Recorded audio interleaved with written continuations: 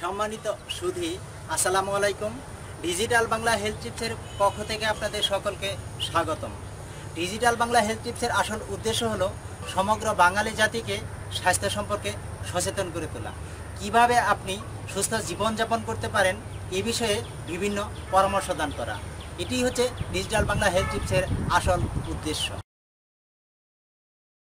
সম্মানিত সুধী, কারা ভুলেও আদা খাবেন না। আদা সবার জন্য আসলে উপকার বয়ে আনলেও কিছু কিছু ক্ষেত্রে অনেক সময় আদা খাওয়া যায় না, যা আপনার বিপদ বয়ে আনতে পারে।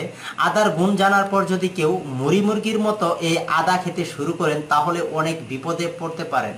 কারণ আদা যেমন অনেক ক্ষেত্রে শরীরের পরম বন্ধু, আবার কিছু ক্ষেত্রে তা শরীরের জন্য চরম শত্রু বটে। তাই আদার গুণাগুণ জানার পাশাপাশি এটাও জানা অত্যন্ত জরুরি যে কারা আদার ধারে পাশেও যাবেন না, কারা আদা এড়িয়ে চলবেন।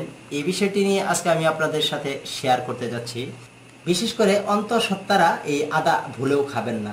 অন্তঃসত্ত্বার সময় আদা শরীরের কড়া উদ্দীপক হিসেবে কাজ করে, সেই জন্য অন্তঃসত্ত্বারা আদা খেলে প্রিমেচিউর শিশু জন্মের সম্ভাবনা অনেকটাই বেড়ে যায়। এজন্য গর্ভবতী মহিলারা অবশ্যই আদা এড়িয়ে চলা উচিত। বিশেষ করে প্রেগনেন্সির শেষ সপ্তাহে এই আদা একেবারেই খাওয়া উচিত নয়। যারা রোগা হতে চান তাদের জন্য আদা বিশেষ উপকারী হলেও যারা শীর্ণকায় ওজন বাড়াতে উৎসাহী, অর্থাৎ যারা এই ফেট বাড়াতে চান অথবা স্বাস্থ্য বাড়াতে চান অথবা মোটা হতে চান, তারা ভুলেও আদা খাবেন না, কারণ আদা খিদে কমায়। এছাড়াও শরীরের চর্বি গলানোর প্রক্রিয়াকে বিশেষভাবে ত্বরান্বিত করতে পারে এই আদা। সেজন্য যারা ওজন বাড়াতে চান তারা ভুলেও আদার ধারে কাছে যাবেন না। যারা ডায়াবেটিস ও উচ্চ রক্তচাপ নিয়ন্ত্রণে ঔষধ খান, আদা ডায়াবেটিসের লেভেল কমাতে কার্যকরী হলেও যারা ডায়াবেটিস নিয়ন্ত্রণের জন্য নিয়মিত ঔষধ খান তাদের ডায়েট চার্ট থেকে আদাকে চিরতরে বাদ দিয়ে দিতে পারেন। এক কথায় প্রযোজ্য উচ্চ রক্তচাপের রোগীর জন্য এটা।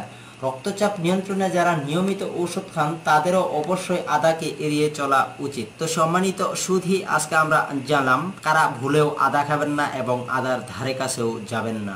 আমার এই ভিডিওটি যদি ভালো লেগে থাকে তাহলে লাইক, কমেন্ট, শেয়ার করে আপনার বন্ধু বান্ধব এবং অন্যদেরকে স্বাস্থ্য সম্পর্কে সচেতন হওয়ার সুযোগ করে দিন। স্বাস্থ্য সম্পর্কিত যে কোনো ধরনের পরামর্শ পেতে এই ভিডিওর নিচে অবশ্যই আপনি কমেন্ট করে জানাতে পারেন। আমরা আছি আপনাদের সেবায় সব সময়। প্রতিদিন নতুন নতুন স্বাস্থ্য সম্পর্কিত টিপস পেতে অবশ্যই চ্যানেলটি সাবস্ক্রাইব করে রাখুন। আল্লাহ হাফেজ।